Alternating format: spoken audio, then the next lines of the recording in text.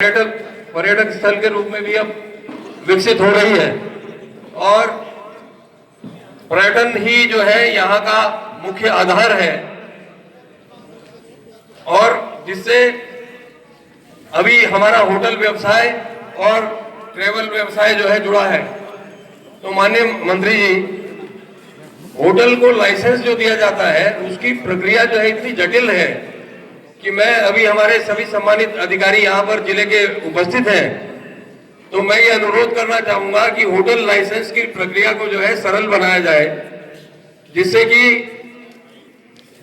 सभी होटल वाले जो कि अभी हमें सही तरीके से गाइडेंस न मिलने के कारण और जिले के स्तर पर जब हम लोग जिला कार्यालय में बैठे हैं तो वहाँ होटल व्यवसाय के लोगों की जो फीडबैक आती है उससे वो लोग लाइसेंस प्रक्रिया से बहुत परेशान हैं।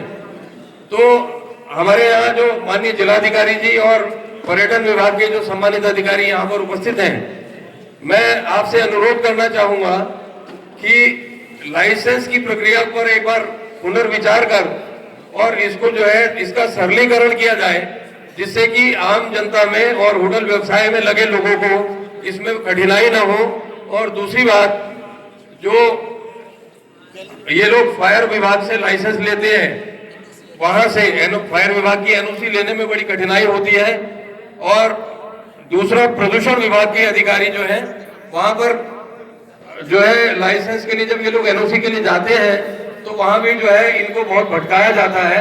इस तरह की फीडबैक आम होटल व्यवसायी से हमको मिलती है। हाँ, तो माननीय मंत्री जी, और इनकी बिंदु की हमें रिपोर्ट दीजिए और इसमें हम इनका सरलीकरण करें, उसका हम समस्या का निदान करें। आप बात कर लीजिए उनसे, क्या समस्या आपको नोट बना के दीजिए। प्रदूषण विभाग के यदि कोई अधिकारी हो तो उनसे भी। आज बहुत अच्छी पहल हुई है, सभी कार्यकर्ता होगा ARTO के माध्यम से या पुलिस के माध्यम से उन यात्री गाड़ियों को, जो यात्री आते हैं उन्हें परेशान किया जाता है। लगभग रुड़की में 200 बसें अवैध चल रही है और रुड़की से भर के जा रही है। उन लोगों को कुछ नहीं कहा जाता। जो यात्री गाड़ी आती है, हमेशा छोटे छोटे बच्चे होते हैं, परिवार होते हैं, उन लोगों को वहाँ परेशान किया जाता है हर जगह, यहाँ से लेकर नारसन बॉर्डर तक। तो जितनी रुड़की में अवैध बसें चल रही है, शासन को चुनना लग रहा है, बहुत लाखों रुपए का नुकसान है। अवैध बसें मुजफ्फरनगर से, सहारनपुर से, इधर उधर से दुनिया भर की बसें चल रही है और जाम लगा रहता है।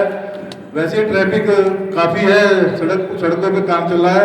मेरा निवेदन है कि यात्री गाड़ियों को, किसी को भी यात्री गाड़ी को परेशान न किया जाए, क्योंकि मैंने व्यक्तिगत रूप से कई बार यात्री गाड़ी को छुड़वाया है, थोड़ा बहस भी हुई है। तो बस अड्डे को बिल्कुल ऐसा बना रखा है कि बहुत बुरी हाल कर रखा है। मैं पुनः सभी का धन्यवाद, आभार व्यक्त करता हूँ इस कार्य के। धन्यवाद। आशुतोष जी हमारे। दरअसल इस विषय में दो चीजें आती हैं। एक तो जो हमारा रजिस्ट्रेशन की प्रक्रिया आपके विभाग द्वारा तय की गई है, उसमें एनओसी मांगी जाती है फायर डिपार्टमेंट, और फायर डिपार्टमेंट द्वारा ये कहा जाता है, ये सिर्फ होटल नहीं, जितनी भी आवासीय इकाई है सभी का रजिस्ट्रेशन होना है। इसमें धर्मशाला भी आती है, आश्रम भी आते हैं। उनके द्वारा ये कहा जाता है कि बगैर वैध नक्शा, जो नक्शा प्रॉपर हुआ हो पास HDA के, उसके बिना वो कोई भी एनओसी निर्गत नहीं करता। हरिद्वार में जो पूर्व निरपेक्ष क्षेत्र है उसी के अंतर्गत ज्यादातर आवासीय इकाई आती है और वो 1986 से पूर्व के निर्मित है। उनमें बहुत कम लोग ऐसे हैं जिनके पास पुराने प्रॉपर नक्शे संभले हुए रहते हैं। ऐसी सूरत में चूंकि एनओसी नहीं प्राप्त होती, इस वजह से रजिस्ट्रेशन की प्रक्रिया नहीं हो रही है और 1000 आवासीय इकाइयां कम से कम हैं, जिनमें से मात्र 90 के लगभग इकाइयां ही रजिस्टर्ड हो पाई हैं पिछले 1 वर्ष में, जिसकी वजह से अब आगामी कुंभ में बहुत परेशानी आने वाली है। मेरा सिर्फ निवेदन ये है कि इसका निस्तारण शीघ्र अतिशीघ्र किया जाए, क्योंकि 1 महीने बाद कुंभ में यदि अरजिस्टर्ड या जो पंजीकृत नहीं हुई भी इकाई होगी, उनमें अगर आवासीय व्यवस्था हम करना चाहेंगे तो कल को जो जांच होती है, जो अधिकारी आते हैं, पुलिस के अधिकारी वहां जांच में आते हैं, वो लोग जब वैध डॉक्यूमेंट्स मांगते हैं और डॉक्यूमेंट उपलब्ध न होने पर वो चालान करते हैं, तो ये परेशानी आएगी। श्रद्धेय मंत्री जी ध्यान देंगे, उनके किसानों के जो सरचार्ज और पेनल्टी कोई समय अगर माफ कर दिया जाए तो वो विद्युत बिलों का सही तरह से जमा कर सकेंगे। इस समय गाँव में ये किसानों की बहुत मांग आ रही है कि इस समय जो उनका सरचार्ज पेनल्टी है उसे थोड़ा सा सरकार उसे माफ करे तो वो बिल जमा कर पाएंगे। इस तरफ ध्यान देना चाहिए। एक समस्या सभी की है, उस पर आपका ध्यान देना चाहता हूँ। जैसे रुड़की शहर है, महानगर है, हरिद्वार है, तो यहाँ पर सीपीयू वाले जगह जगह खड़े होकर लोगों को बहुत परेशान करते हैं। मैं निवेदन करूँगा कि जो नगर निगम क्षेत्र है अंदर, उसमें कम से कम जो अपना घर का सामान लेने के लिए जा रहा है या सब्जी लेने के लिए जा रहा है, उसका भी चालान हो रहा है, उससे भी पैसे लिए जा रहे हैं।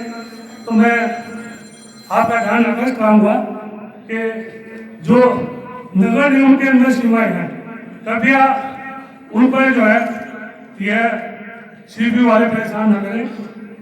हाँ, जहाँ एनएच है वहाँ पर वो अपना कार्य करें, उसमें किसी को भी आपत्ति नहीं है, लेकिन नगर के अंदर बाजार में भी चालान काटे जा रहे हैं। जहाँ सब्जी लेने आदमी जा रहा है, सामान लेने जा रहा है, तो उसको कृपया आप निर्देश दें कि वहाँ पर ये चालान न करें।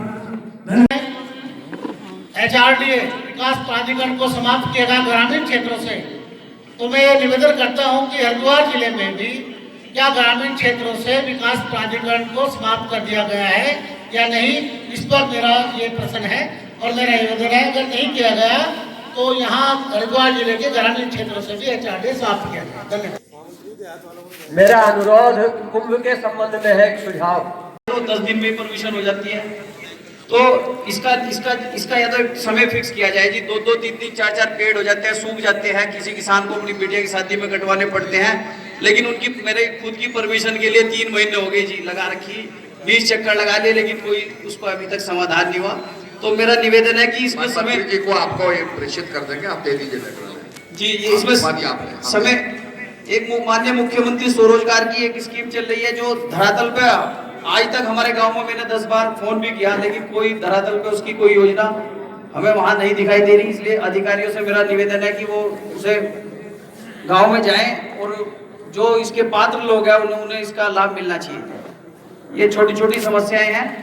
एक सिंचाई विभाग की नालियों के बारे में बताया कि पानी की इतनी बड़ी समस्या है जी, पानी खेत तक नहीं पहुंच पा रहा है जी। वो पिछले 20-20, 25-25 साल हो गए, सारी नालियां ध्वस्त हो चुकी है, सारा पानी खेतों में रिसाव होता है, लेकिन पानी खेत में नहीं पहुंच पाता। हम सूचना भी देते हैं, अभी एक नाली बन भी रही थी, मैंने उसकी शिकायत भी की माननीय मुख्यमंत्री पोर्टल पे, तो उसका निवारण मुझे पता भी नहीं चला और विभागीय अधिकारियों ने उसका निवारण भी करके आगे कर दिया जी।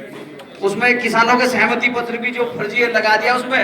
तो मेरा अधिकारियों से भी निवेदन है, कृपया इसे भी संज्ञान में ले। माननीय मुख्यमंत्री पोर्टल पे जो शिकायत करते हैं उसका समाधान ऊपर से ऊपर ही हो जाता है, हमें पता भी नहीं चल पाता।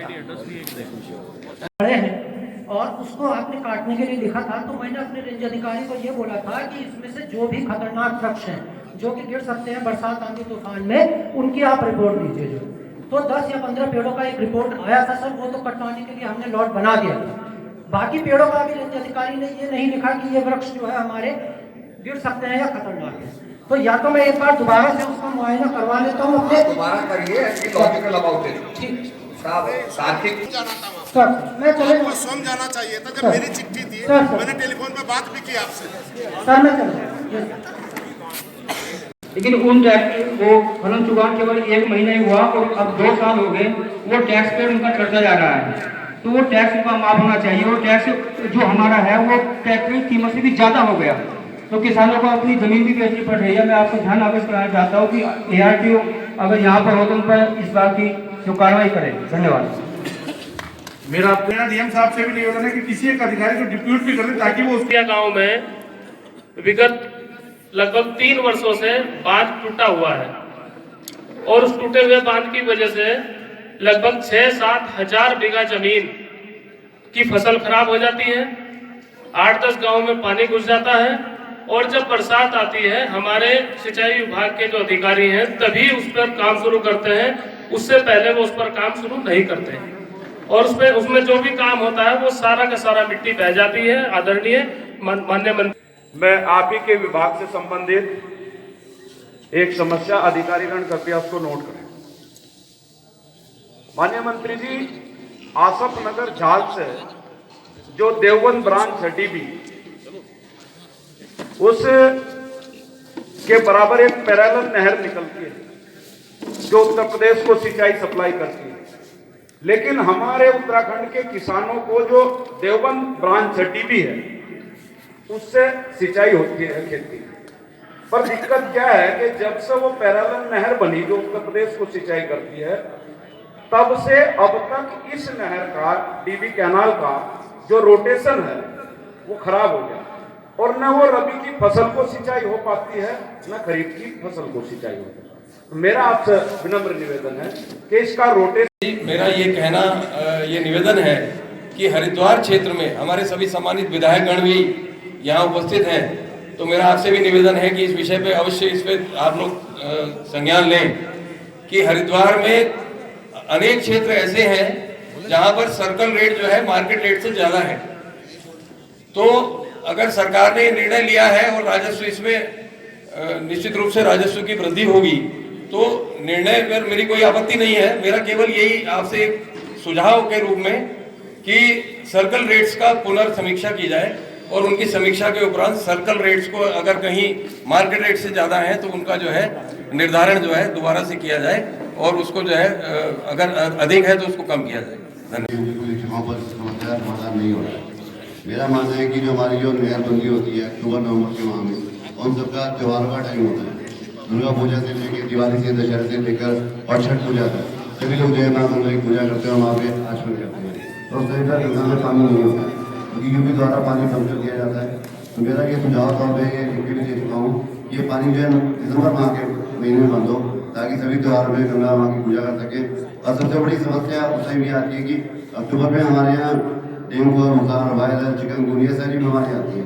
तो पानी रुकने से जो है वो नाले का रुक लेता है जो हमारी गंगे है। तो एक तो बीमारी होती है और ऊपर से लोग त्योहार नहीं मना पाते। तो नहरबंदी का जो है वो समय चेंज करके इसको दिसंबर में किया जाए, जिससे कि अक्टूबर नवंबर में हम लोग बुखार से बच पाएँ और फिर त्योहारों का भी सीजन जो है हम लोग उसको ठीक से अपने त्योहार मना सकें। तो मेरी माननीय मंत्री से ये आग्रह की सरकार यूपी भी अपनी और यहाँ भी अपनी है, अगर ये काम अब नहीं हो पाए तो फिर लोग ये काम नहीं हो पाएगा। तो इसके लिए आप प्रतिबद्ध है और सिंचाई मंत्री भी आप है कि ये जो नहरबंदी का समय है ये थोड़ा बदला जाए तो दिसंबर में बन। धन्यवाद।